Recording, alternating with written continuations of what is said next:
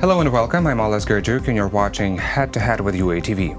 Russia violates the Geneva Conventions while encouraging the resettlement of its population to Crimea. This was stated by Ukraine's main representative to the United Nations, Volodymyr Yelchenko.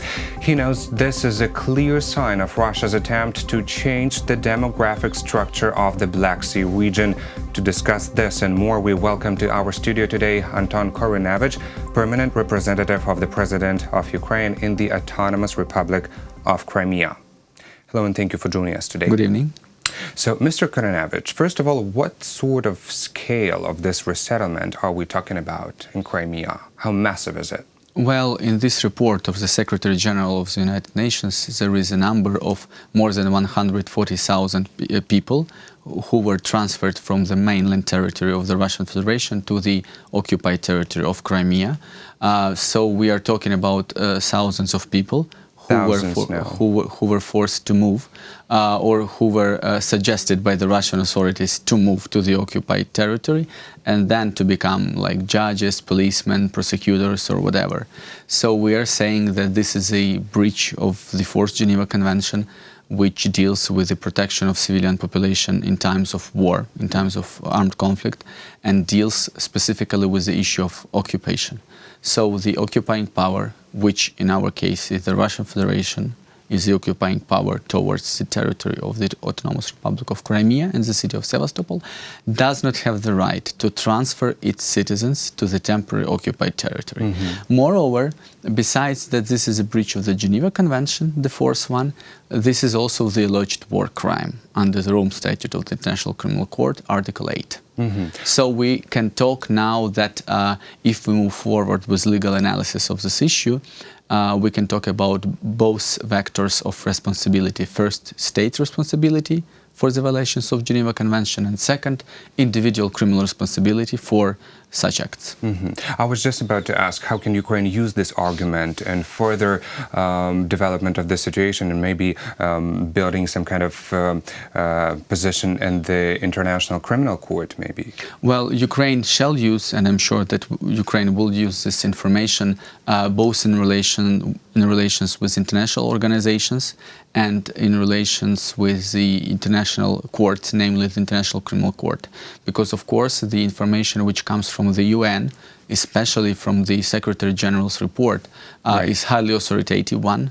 And, of course, it will be paid attention to by the public officials of all international organizations, international courts. So, yes, it is much likely that the Office of the Prosecutor of the International Criminal Court, within the procedure of the preliminary examination of the situation in Ukraine, will pay particular attention to this fact. Well, you referred to the latest report of the General Secretary of the United Nations, Anton Korynevych, and it is interesting that now the United Nations officially recognize that there is a resettlement, forceful resettlement of population in Crimea. Why did it take them 5 years to understand this? Because this is not the first occasion. Well, I would say that international organizations and international courts had this fact in their documents about this resettlement, about this transfer of population. Namely, the International Criminal Court talks about this. Here we talk about the issue that this is the first report of the Secretary General of the UN concerning occupied Crimea. So it is very good that it includes this information. But of course, we shall also talk about the case that in this report, there is not only this information about transfer, about resettlement of citizens of the Russian Federation from mainland Russia. There are also such violations as enforced disappearances, persecutions of Crimean Tatar activists, then restrictions to the education in Ukrainian language. So there are a lot of, I would say, violations which are done by the occupying power in the territory of Crimea now. Well, of course, and we discuss all of these violations in the interviews in this studio. But now, concerning this resettlement and concerning the latest report of Mr. Guterres, we also have the soundbite from Mr. Yelchenko that basically The report kind of repeats the position of Mr. Yelchenko towards the situation in Crimea. I propose us to take a listen.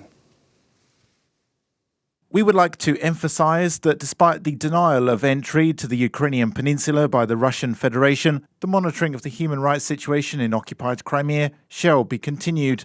At the same time, acknowledging the efforts of the Office of the United Nations High Commissioner for Human Rights in distant monitoring of the situation, we continue to insist on and call for direct reporting from the ground. We urge the international community to redouble its efforts to ensure unimpeded access to Crimea. So Mr. Yelchenko said that the monitoring of human rights situation in occupied Crimea should be continued and called for a direct reporting from the ground. But my question is, how can it be possible, taking into account that Russia blocks the access to the peninsula? Well, this is a very major issue. We are talking about the fact that established international human rights monitoring missions, namely the UN, the OSCE, they just does not have the right to enter the temporarily occupied territory because the Russian Federation doesn't let them do that. So what Ukraine suggests, and this is absolutely the right position, that this established international human rights monitoring mission shall have access through the checkpoints which are established on the territory of Ukraine, so under Ukrainian legislation. The Russian Federation is against such a position. They say that they may let them in only if they go through Russian territory, so in breach of Ukrainian legislation. And in such a case, the Russian Federation would be able to use this information to legitimize the presence of Russia in Crimea. Exactly, the alleged or attempted annexation. So that now the problematic issue is that established international human rights monitoring mechanisms can only distantly watch over the situation in Crimea. So they do take some information from the ground, they do go to the checkpoints to the territory which is close to Crimea, but they do not enter there. So of course, in order to have the information, the direct information, concrete information about all the human rights violations in Crimea, of course, it is much better to have direct access. And of course, probably this reflects on the effectiveness of these monitoring if they cannot access. I think that they try to do their best, and we see that the reports of the UN Human Rights Monitoring Mission, they really try to do their best in the situation which we have now. But of course, direct monitoring on the ground would be much more fruitful one. Also, I would like to discuss with you the latest scandal which involved Turkey. Two members of the Russian parliament from illegally annexed Crimea, Natalia Poklonskaya and Ruslan Balbek, were greeted in Turkey by Turkish President Tayyip Erdogan. And now Ukrainian media, it's all over Ukrainian media. So why do you think they were allowed to participate in this kind of conference? Well, first of all, this issue is about that the public officials from the occupying territory who work for the occupying power, of course, cannot participate in any international actions, in any international negotiations or meetings or summits, because they are not deemed to be legal representative of this territory. As Ukraine is a sovereign state towards the territory of Crimea, so only Ukrainian public officials can represent Crimea in international relations. So that is why really we didn't have the case for these two citizens, persons or any others to participate in any official events in other countries or within the framework of the work of international organizations. But now we see that there was maybe some miscommunication within the Turkish side, so that the Russian Federation used this opportunity to make this information propaganda case of Poklonskaya and Balbek participating in the meeting.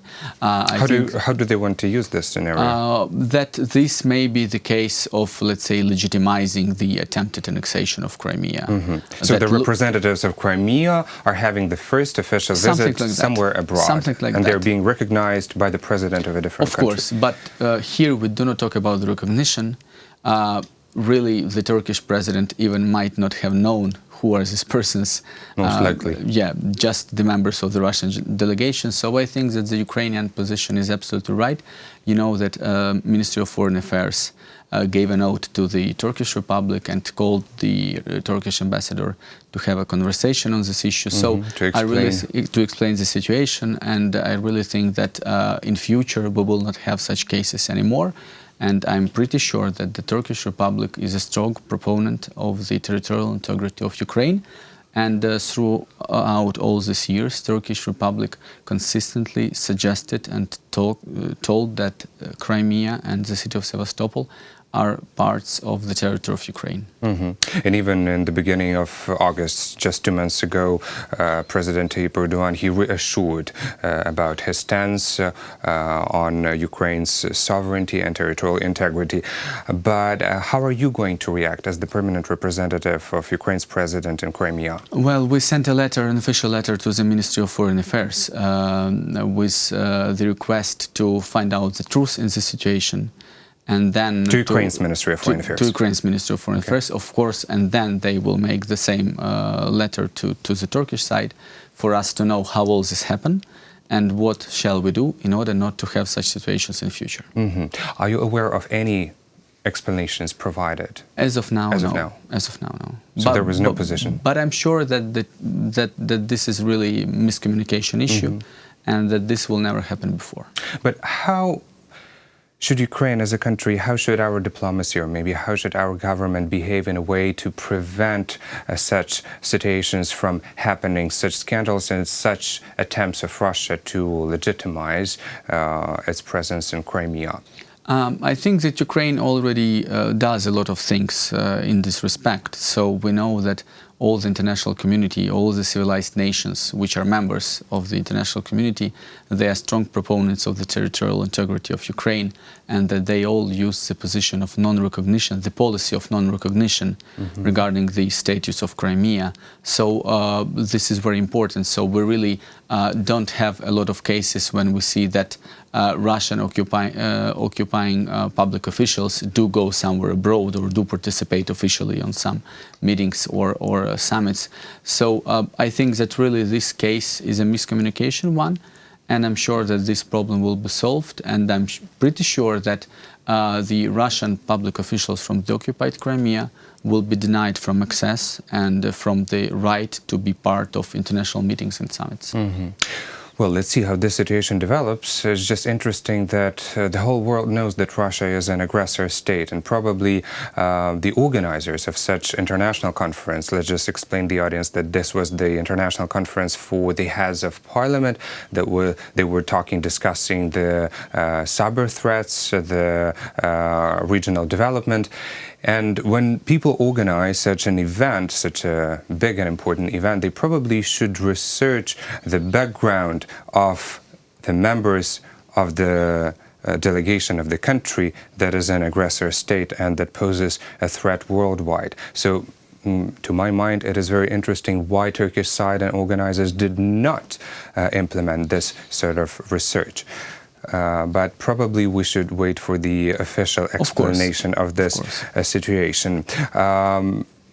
Just staying on this topic, another interesting thing, why do you think such figures as Poklonskaya and Balbek make this offense to Ukraine even more severe?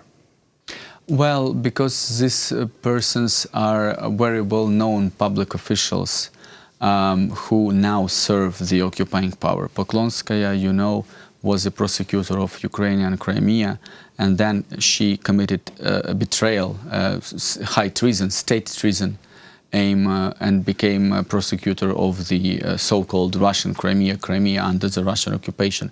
So there is now the criminal case concerning her in the Ukrainian Prosecutor's Office of the Autonomous Republic of Crimea concerning the commission of state treason, high treason. So she's a criminal, actually. So she's the one responsible for persecution of Crimean Tatars and Ukrainian political prisoners. And Ruslan Balbek is the representative of Crimean Tatar people who works alongside with the occupying power, so who is used by the Russian Federation to create a picture that the indigenous people of Crimea, Crimean Tatar people, can work and can live together with the occupying power and can get some official high posts in the Russian occupying powers, let's say, public service. So these two persons are really very controversial inside Ukrainian society and Crimean Tatar society. So of course, Russian propaganda uses this case, this instance, to try to show that something changed in international community towards the situation in Crimea. But of course, this is not so. Yes, probably Ukrainian diplomacy will not make it easy for Russia to use this instance. Well, thank you so much for your interesting comments, and thank you again for being a guest today in the studio. Thank you. That was Anton Korynevych, permanent representative of the President of Ukraine in the Autonomous Republic of Crimea. Thank you for watching Head to Head, and stay tuned for more with UATV.